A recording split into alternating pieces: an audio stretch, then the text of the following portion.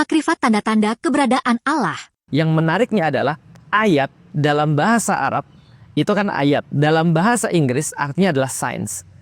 Ayat itu artinya sign. Oh, ayat tuh di bahasa Inggris science. Science. Jadi tidak ada satu ustadz namanya Ustadz Numan pernah membahas tentang bahasa Inggris dan bahasa Arab.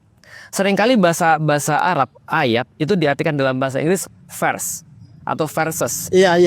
Tapi bukan itu sebenarnya. Karena beda. Karena verses itu kayak ya version, versi. Enggak itu. Tapi sebenarnya ayat itu bahasa awalnya adalah science. Selain science adalah treasure, adalah sesuatu yang berharga. Treasure itu ya. Atau precious, sesuatu yang sangat berharga, sesuatu yang bernilai. Ayat itu adalah tanda, ayat itu adalah sesuatu yang sangat bernilai, sesuatu yang bisa kita bawa, sesuatu yang menjadi arah. Itu ternyata ayat.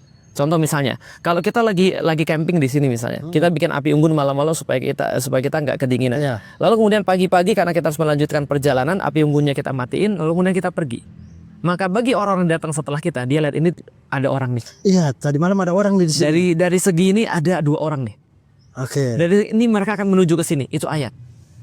Jadi ayat adalah Tanda-tanda petunjuk. petunjuk, tanda-tanda sesuatu sign precious. Contoh misalnya, aku nggak usah lihat siapa yang nanam pohon-pohon ini. Tapi ketika aku melihat pohon-pohon ini segede ini, seluas ini, aku sudah tahu ini kayaknya puluhan tahun ini pohonnya.